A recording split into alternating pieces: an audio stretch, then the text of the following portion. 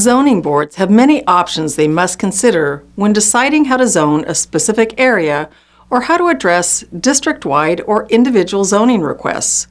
We'll take a quick look at some of the available zoning options. First, let's discuss variances. A variance is a specific exception to a particular municipality's zoning ordinance. It typically states that an exception will be allowed for one specific parcel. There are two main types of variances: area and use variances. Let's say a homeowner wishes to add on to their existing home, but a portion of the addition will cut into the allowed setback.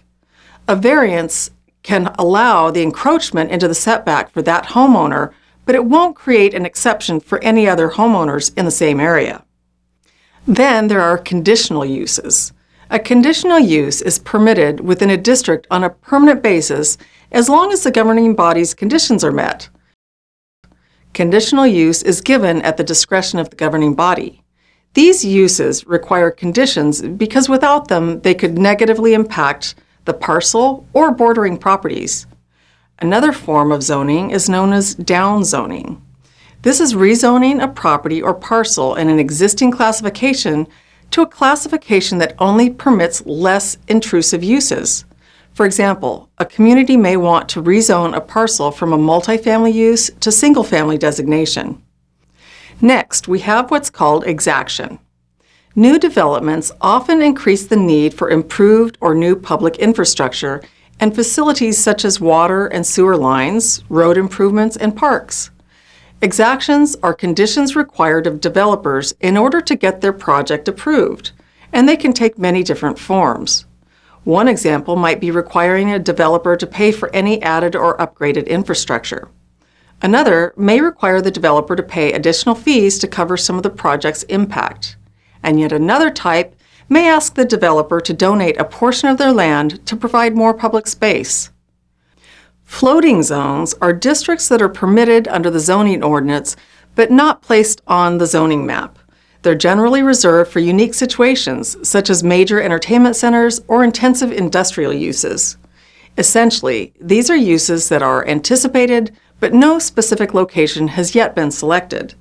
When an application is made for a floating zone on a specific parcel, it can be created and identified on the zoning map so long as all other appropriate regulations are being followed. There's also what's referred to as non-conforming use. This is any use, structure, or building that doesn't comply with the zoning regulations for that location. This typically happens when the use was originally in compliance with zoning guidelines, but changes have been made to regulations that turn the use into a lawful, non-conforming use. And although the use may still be considered lawful and may be allowed to continue, certain restrictions may be applied. For example, it may eventually have to become compliant within a predetermined amount of time. It can't be expanded.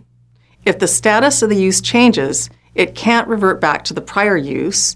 And if the property is damaged beyond a certain point, it may not be repaired to accommodate the outdated use.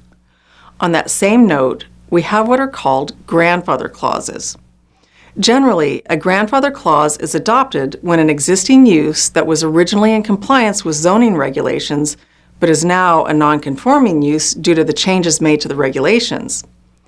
A new owner of the property may have the right to continue the non-conforming use.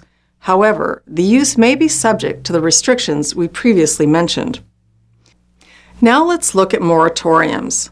When a zoning body is considering changes to its zoning ordinance or planning documents, it may decide to impose a temporary ban on zoning applications for the previously approved uses. A moratorium is a generally accepted approach allowed to provide zoning bodies time to make planning decisions. However, because a moratorium will delay landowners seeking to develop their properties, the period of the moratorium must be reasonable. This essentially means the moratorium must advance an authentic governmental interest in good faith and won't deprive the landowners of all reasonable use for an unnecessary length of time. Rezoning is simply changing the zoning district applied to a parcel of land or property. Following the rezoning, the permitted uses and regulations affecting that property will also change. The last zoning action we'll discuss is temporary use. This is a use that's permitted on a property for a specific purpose and generally for a predetermined amount of time.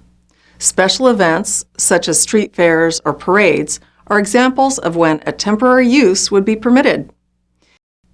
It's important to understand how zoning boards make decisions and how they handle various land use issues.